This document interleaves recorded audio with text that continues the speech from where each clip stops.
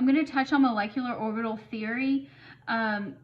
This is not near as popular as valence bond theory, so I'm going to talk about it. It's on the homework, very, very limited on the test, if at all. But I am going to teach you about it because it is covered, and you probably need to at least be introduced to it. They may talk about it in organic, depending on whether it's organic 1 or organic 2. But so valence bond is a theory. It tries to explain why. It's not completely accurate, so we're not there yet. So it has some problems.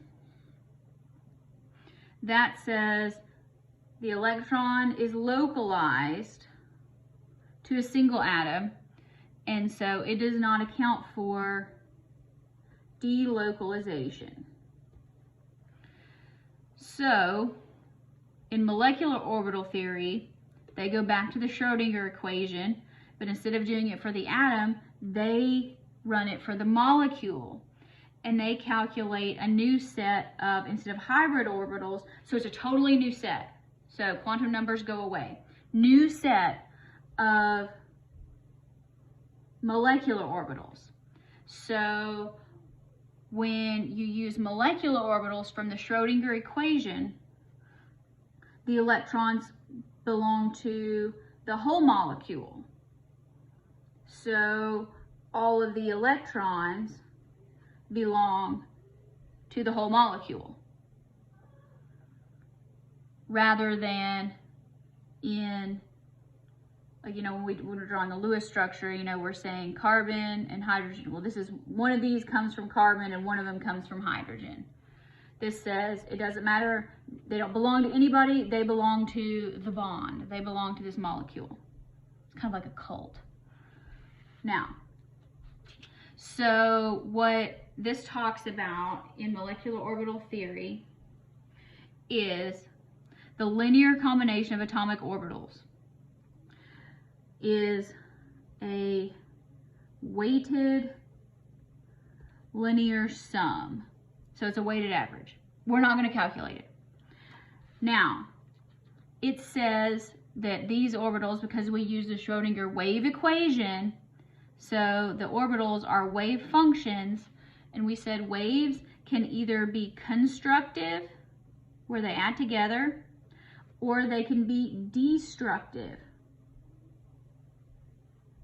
Now, when the waves combine constructively, the molecular orbital has less energy. This is a good thing, because remember, we want to be lower energy. Lower energy means more stable. So that is called a bonding molecular orbital. And so most of the electron density occurs between the nuclei of the two atoms in the bond. So when you have, so here they are.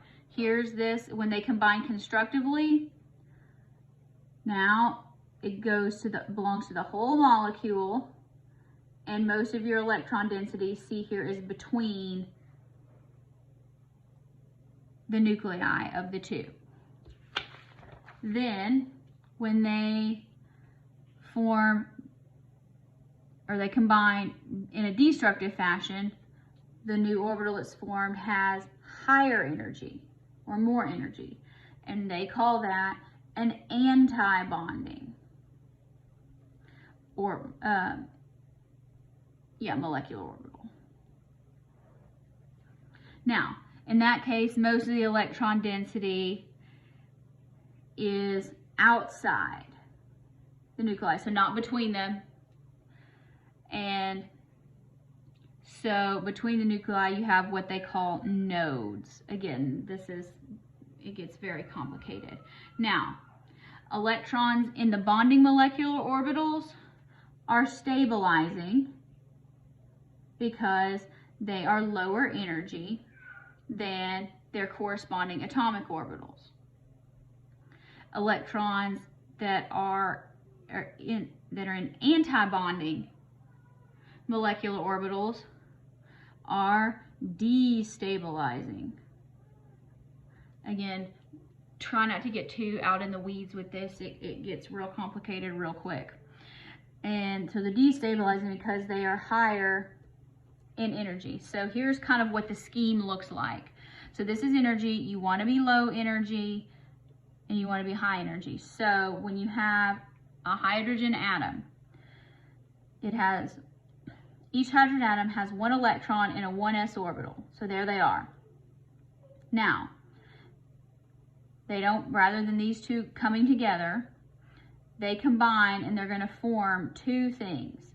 They're going to form a bonding molecular orbital, which is lower in energy, so this is more stable, and they're also going to form an anti-bonding molecular orbital. So a 1s and a 1s, so you're going to have two boxes, so we can hold 4 electrons. So one box is bonding, it's lower in energy, and the other box is anti-bonding because it's higher in energy. And then what happens is we have 2 electrons, so we start filling them from the bottom up. So in our H2 molecule, we have 2 electrons. Our 2 S's form 2 molecular orbitals.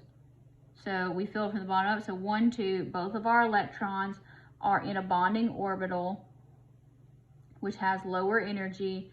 So an H2 molecule is stable.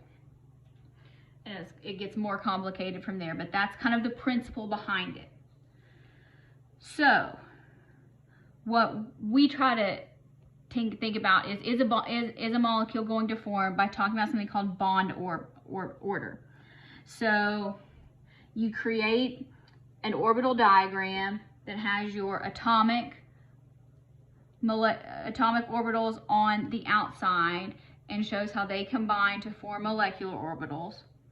And then you start filling these electrons in from the bottom up.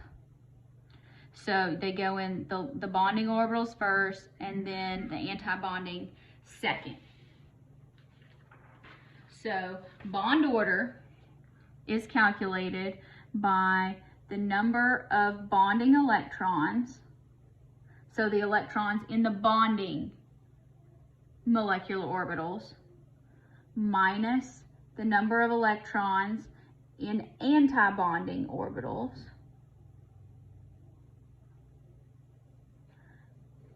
and then you divide it by 2. So it's like an average.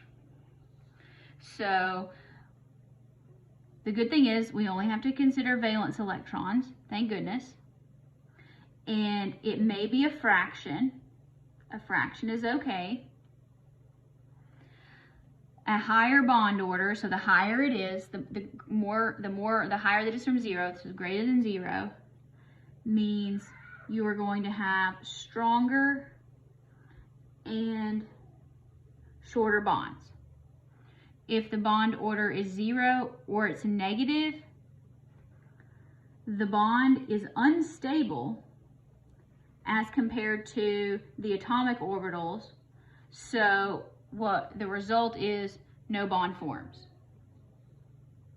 So when we have a lithium molecule, okay, good. Here's your energy in a lithium. The valence electron here is a 2s.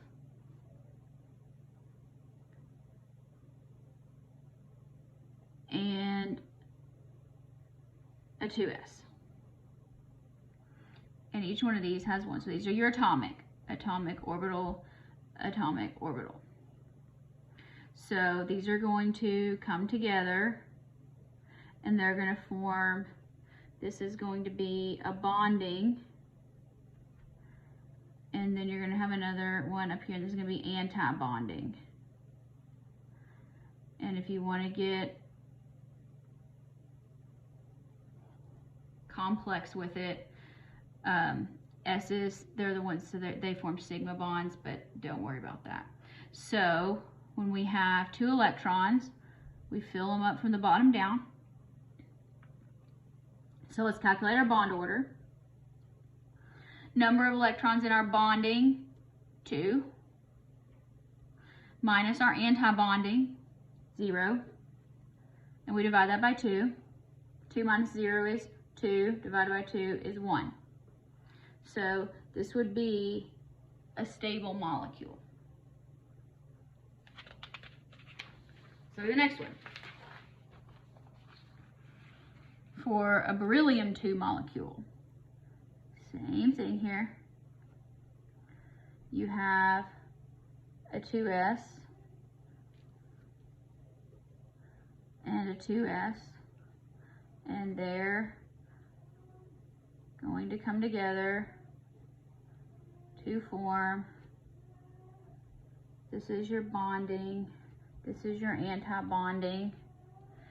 Now we fill them 4 electrons, and so we calculate our bond order. So we have 2 electrons in bonding minus 2 electrons in anti-bonding divided by 2. 0 over 2, bond order is 0. So this is unstable and no bond forms. Now, after you get past the 2s, how you make these orbitals varies. So these are the ones that the book gives you. And so if you're asked to do boron, carbon, or nitrogen, you use this one. They're done on the computer. I told you it gets crazy. If you have oxygen, fluorine, or neon, you use this diagram. So when you're doing that and you're doing your homework, just use a pencil, write on this, print it out or whatever, draw in your electrons to calculate your bond orders and stuff, and then erase them from there. Now, some notation on here. Stable is at the bottom, unstable is at the top, and they represent your anti-bonding orbitals with an asterisk. So if it has an asterisk, that is an anti-bonding. So over here, anti-bonding, anti-bonding. So again, this is not going to be on the test, but there are some homework questions on it.